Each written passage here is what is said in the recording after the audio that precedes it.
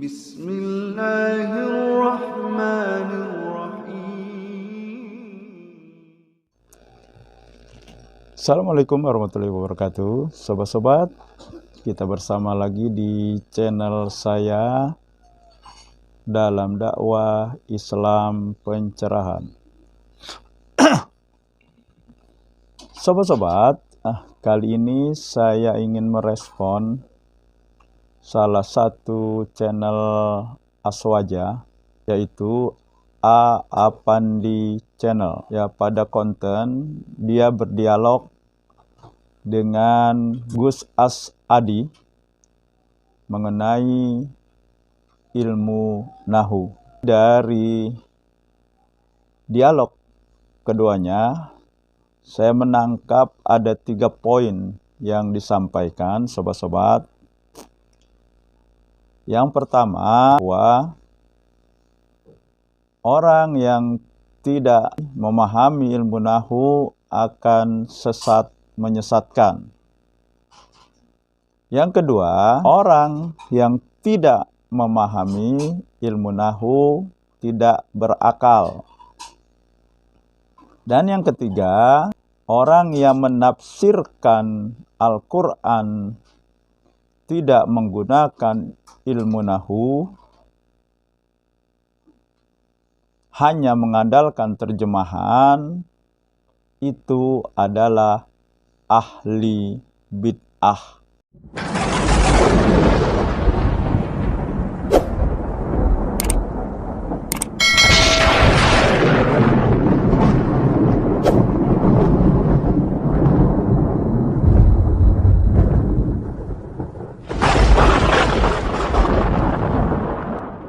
Tidak cukup mereka untuk membuat hujah hanya berdasarkan terjemahan. Ya tidak cukup, bahkan bisa sesat menyesatkan itu kalau tidak paham itu. Jadi maksudnya itu sesuai dengan di Al-Quran itu ya, inna anzalnahu Qur'anan Arabiyyan la'allakum ta'qilun. Berarti bisa dipahami bahwa orang yang tidak mengerti Nahu berarti nggak berakal ya? Nggak berakal. Catatan ahli bid'ah itu disebabkan karena mereka tidak mengerti ilmu Nahu, tidak mengerti ilmu alat lah pokoknya. Mereka menafsiri Al-Quran serampangan pakai terjemahan.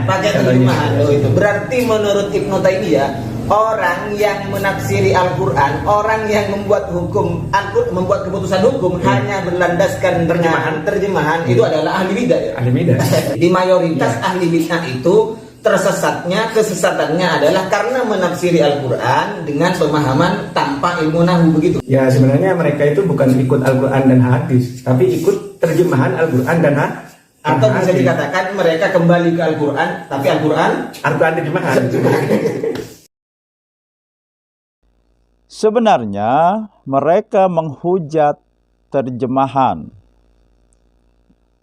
Mereka menghujat terjemahan Al-Quran, terjemahan hadis, ya, dan mengambil kesimpulan bahwa orang yang hanya mengandalkan terjemahan, yang memahami Islam dari terjemahan, ya, yang akan terjadi 3 hal tadi, sobat-sobat. Nah, pertanyaannya, apakah para penerjemah Al-Quran, penerjemah hadis, penerjemah kitab-kitab ulama, kitab-kitab tafsir, apakah mereka tidak memahami ilmu Nahu? Dan sampai hari ini tidak kita dengar terjemahan yang ditarik dari peredaran karena salah, atau terjemahan baik Al-Quran, hadis maupun kitab-kitab para ulama, kitab tafsir dan sejenisnya. Tidak pernah kita dengar ada yang dimusnahkan. Artinya, ya, terjemahan tersebut sudah sesuai dengan Nahu Sorof. Dengan kata lain, ya, mereka mengatakan atau menghujat para penerjemah inilah yang sesat menyesatkan, yang tidak berakal, dan ahli bid'ah. Apa dalilnya? Yang mengandalkan terjemahan sesat menyesatkan, bahwa berdasarkan ayat Al-Quran, ya, mereka simpulkan yang tidak memahami nahu berarti tidak berakal. Padahal, ya, mereka sendiri mengambil kata tidak berakal, itu kan tidak sesuai dengan teksnya. Karena itu tidak berakal di situ, itu adalah memahami. Artinya akalnya digunakan untuk memahami, untuk berpikir. Kemudian tidak menguasai ilmu nahu dikatakan ahli bid'ah. Di mana bid'ahnya? Tidak ada satu dalil pun yang mengatakan hal seperti itu. Karena bid'ah itu, ya, membuat amalan baru. Sedangkan nahu ini hanya ilmu alat. Ilmu yang kalau kita tidak bisa pun kita tidak berdosa. Sementara bid'ah itu jelas. Amalan baru, amalan ibadah yang orang melakukannya, berpikir atau punya keyakinan itu berpahala. Itu yang dinamakan bid'ah. Artinya salah sekali mengatakan orang yang tidak bisa ilmu nahu adalah ahli bid'ah. Di mana bid'ahnya? Yang mengenai kesalahan yang dikatakan mereka kesalahan membaca kitab, kesalahan redaksi membaca kitab oleh ustadz Wahabi. Hal ini manusiawi. Kesalahan itu manusiawi. Siapa saja bisa salah. Karena, ya, kalau kita tidak membaca langsung, ya kemungkinan bisa salah.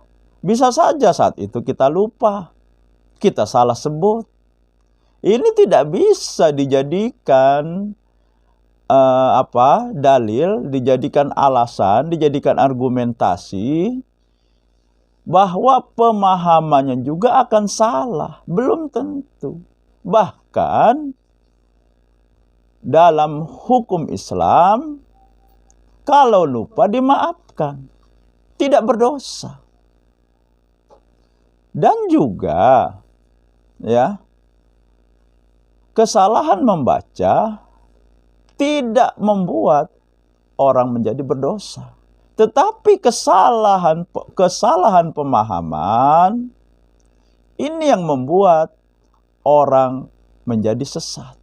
Keduanya menyindir, ya, bahwa sebenarnya Wahabi itu tidak kembali kepada Al-Quran dan hadis, akan tetapi kembali kepada terjemahan Al-Quran dan hadis.